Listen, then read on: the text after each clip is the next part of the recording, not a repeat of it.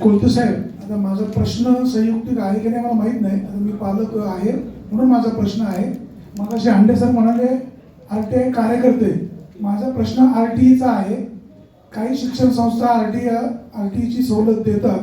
अचानक एखादी संस्था बंद होते आणि मग गट शिक्षण अधिकारी संस्थेला भेट न देता पालकांमध्ये कन्फ्युजन होतं की आता आमच्या पाल्यांना RTIची सवलत मिळणार का. शिक्षण आपला हक्क आहे असं शासनाचं धोरण आहे. मग RTIची सवलत एखादी शिक्षण संस्था जर बंद झाली तर त्या विद्यार्थ्यांना दुसऱ्या शाळेमध्ये समावेश केलं जातं. पालकांमध्ये कन्फ्युजन होतं, त्या संस्थेची बदनामी होते.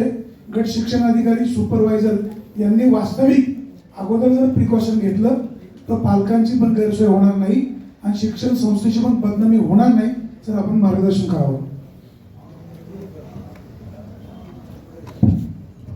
वाणी साहेबांनी जो मुद्दा विचारला ना की कायद्यामध्ये एक तरतूद आहे की UDIS नंबर असतो.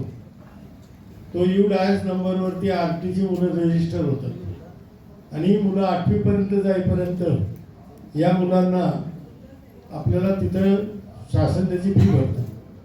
शासनाची एक स्टँडर्ड फी ठरलेली आहे.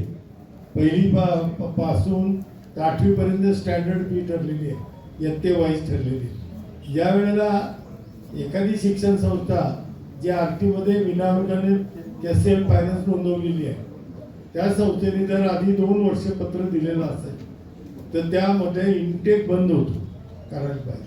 हे त्याचं पोर्टलवरचं नाव बंद होतं. हे ती मुलं फक्त 8वी पर्यंत जाईपर्यंत तिथं असतात. काही कारणामुळे ती संस्था बंद झाली तर त्याचं समायोजन केलं जातं. समायोजन करण्याच्या आधी त्या संस्थेकडं ज्यांच्याकडे समायोजन करायचं असतं त्यांना RTचा कोटा वाढवून दिला जातो आणि त्यांना तेवढे सीट वाढवायला देतात की त्या शाळेची परत एक तपासणी करावी लागते की त्या शाळेचा इंटेक किती आहे आणि त्या इंटेकमध्ये जागा उपलब्ध आहेत का, आणि उपलब्ध नसतील तर त्या शाळेच्या विद्यार्थ्यांना इतर शाळेमध्ये सामावून घेत असताना त्याची फी भरायची जबाबदारी शासनाची असते. त्यामुळे शासन याच्यामध्ये फार कमी पडलेलं असतं आणि म्हणून हा इश्यू तयार होतो. त्या संस्था बंद करणार त्याने ऑलरेडी नोटीस दिलेली असेल तर सरकारच्या बाजूनी चूक आहे, सरकारचं दुर्लक्ष आहे.